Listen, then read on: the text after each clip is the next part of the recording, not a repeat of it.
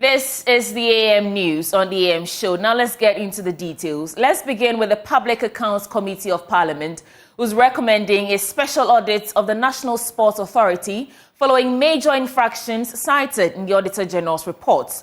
The report captures missing vehicles, payment of money into wrong accounts, as well as writing of debts without authority. Officials of the NSA had a tough time explaining some of the infractions as they face grueling questions from some members of Parliament. Here is Dr. James Kluchiaveji directing the police to arrest Northern Regional Director of the NSA, as well as the accountant, for allegedly squandering more than 160,000 Ghana cedis belonging to the authority. That office is rotten. I mean, the authority is rotten.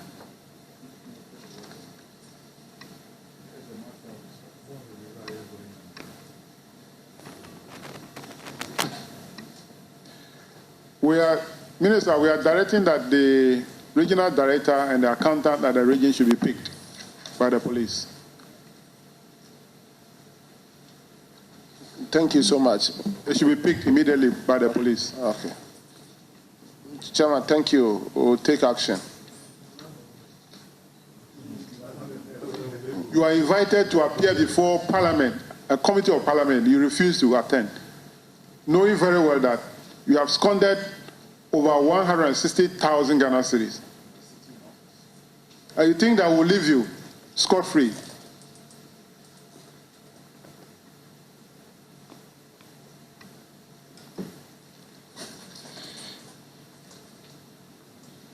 Minister, can you do that, and then let's get the feedback.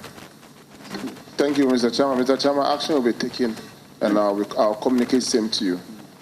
Thank you very much.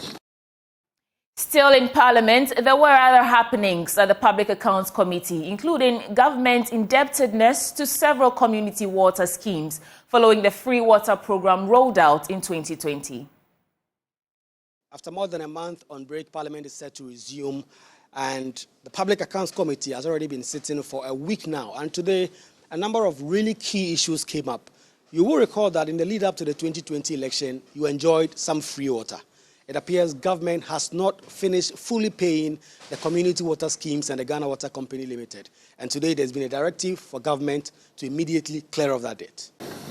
I want to beg you and beg your people to help us to solve a small problem we are encountering at Oibi area water. What is that problem? Well, one of the schemes that were asked to give free water during COVID. Okay. And 3 billion plus. That's 300,000 plus. 300 plus as I speak has not been paid. And we are struggling, so we need our money. We are struggling, so we need our money. Sorry, please. You need your money? Yes, please. Honorable Minister, together. I'm sure Oibi area water is not the only water that is suffering. It came up in last year's report, and I'm sure this year too the same thing will happen. And your former boss was here to respond that you have written to the Minister of Finance for release of fund. Has the Minister of Finance released the fund now to be paid to these area water boards, the community water schemes? Perhaps one big theme today at the Public Accounts Committee has been the issue of unearned salaries. So the unearned salary infractions this year is simply nauseating. Because they colluded. Last week we found evidence of collusion. They collude, they validate, they take the money, they pass back, they go and collect a share. So somebody should be held accountable. So far, it's this unearned salary is becoming a lot. I think that there must be a grand scheme that is going on in the public service. So the head of civil service must be made to get none of this issue, and then we'll find a way to curb it. Well, you have to continue to pursue the money from you don't have There's not a guarantor here. The families too are not cooperating. Once you report the issue to the IOCO, let's see what IOCO will do.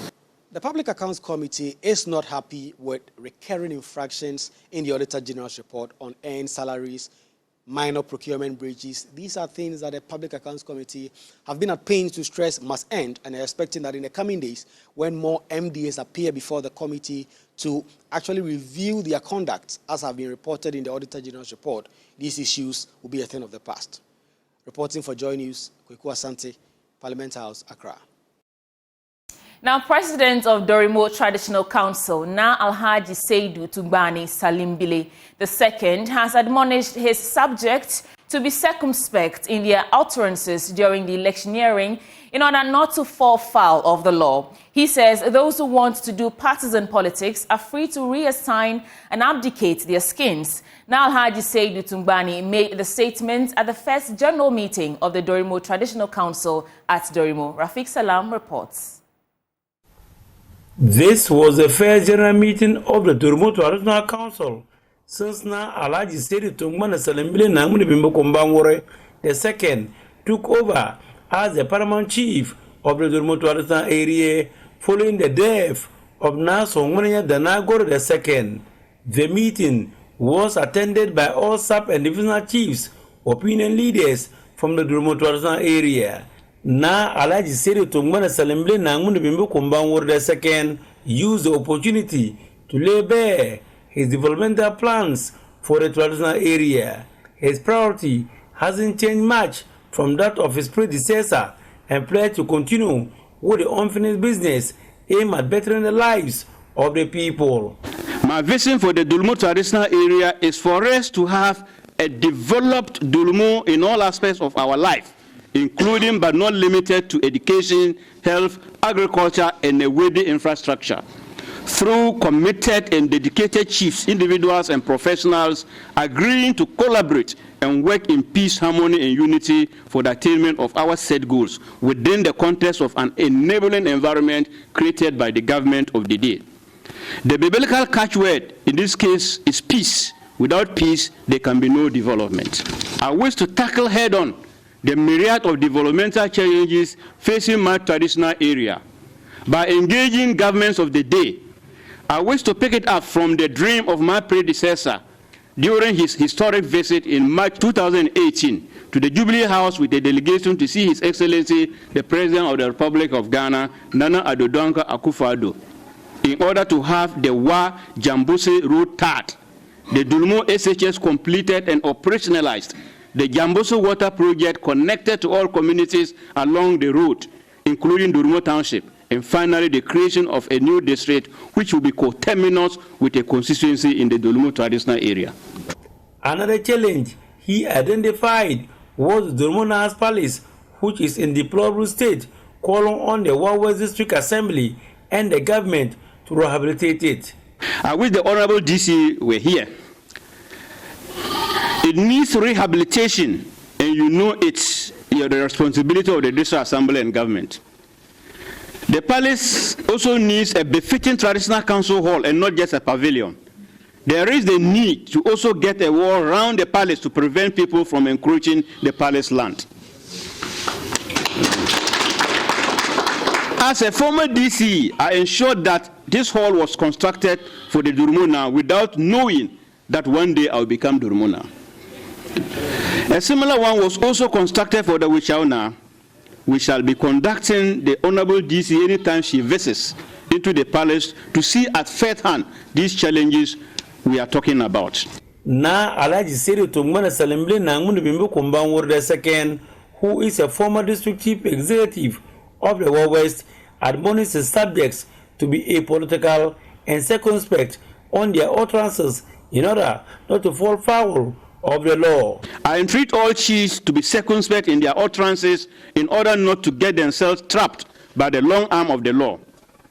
You are all aware that you do not have to engage in active partisan politics, or you resign if you wish to. All chiefs, therefore, must accommodate all political parties, religions, and do right to all manner of people without fear of favor or ill will. The Doro Paramount chief used the opportunity to call on all in the traditional area to bury their differences for the development of the area. I stretch my arm of reconciliation to all those who disagreed with us from the beginning and wish to say that they should come forward for us to make peace and develop the traditional area. Disagreeing by taking entrenched positions have never solved any problem. We are all brothers and sisters in Doro, and we shall be more than willing to welcome and accept them back. Reporting for JoyNews, Rafik Salam, Doro. In other stories, the Danish ambassador to Ghana, Tom Noring, is urging Ghanaians to reduce the number of fossil fuel-powered vehicles in the country to mitigate the impact of climate change. According to him, the recent change in weather is due to the increase in the usage of such vehicles, which emit more greenhouse gases into the atmosphere, impacting the ozone layer negatively. And when we look at transportation, 9 out of 10 Danes own and ride regularly, most even every day, a bicycle. No CO2 emissions from bicycles. Let me just point that out. But let me turn back to Ghana. Ghana is among the most vulnerable nations to climate change and has taken the lead by internationally speaking on behalf of the most vulnerable nations. Congratulations with that. That is very important that the most vulnerable nations have a strong voice in the international debate. With this sector cooperation, Denmark will support Ghana to adapt to climate change and thereby spearhead climate actions for the green transition.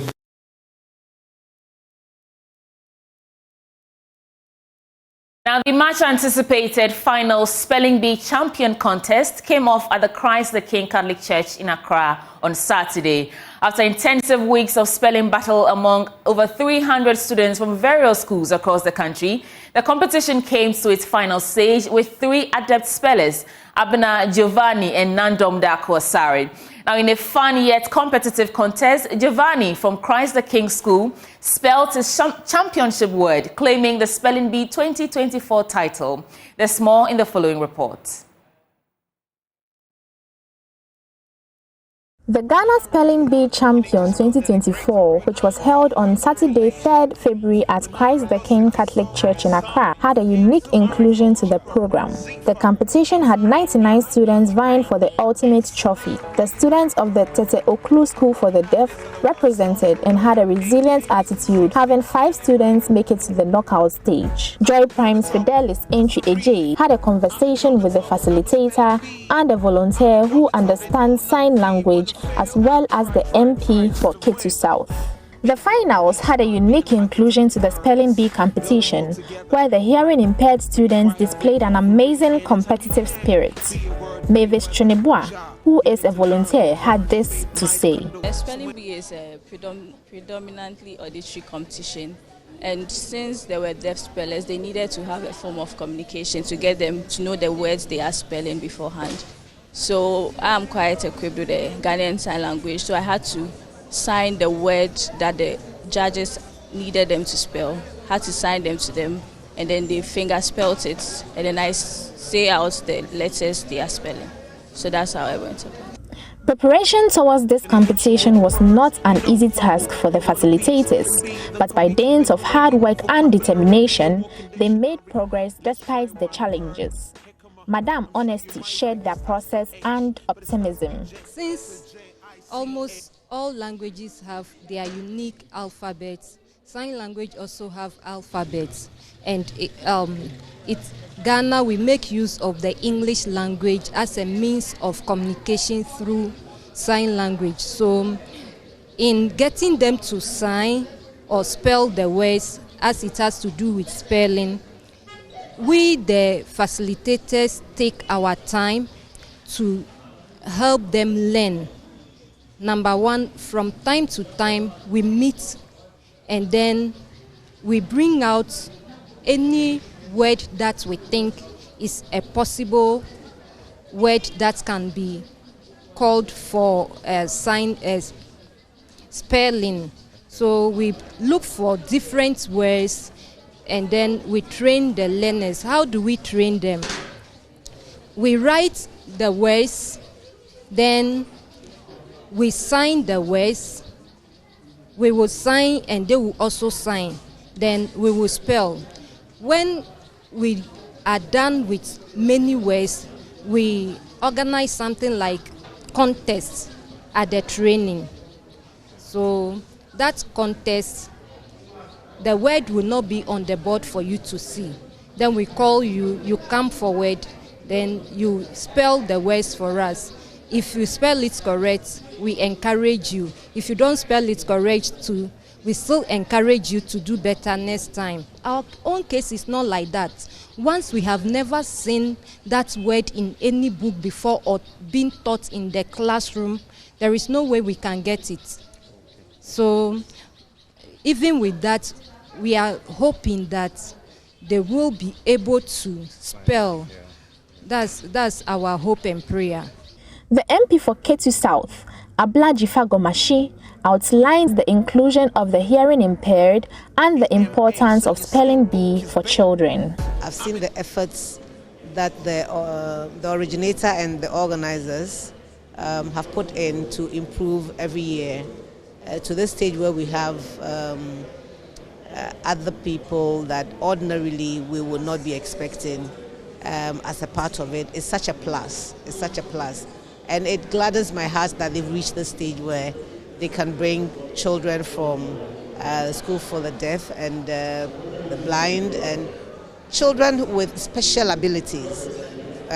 Being able to participate really gladdens my heart. As the competition came to its final stage, Abna, Giovanni and Nadom battled it out, with Giovanni emerging as the ultimate winner after accurately spelling the word Guhu.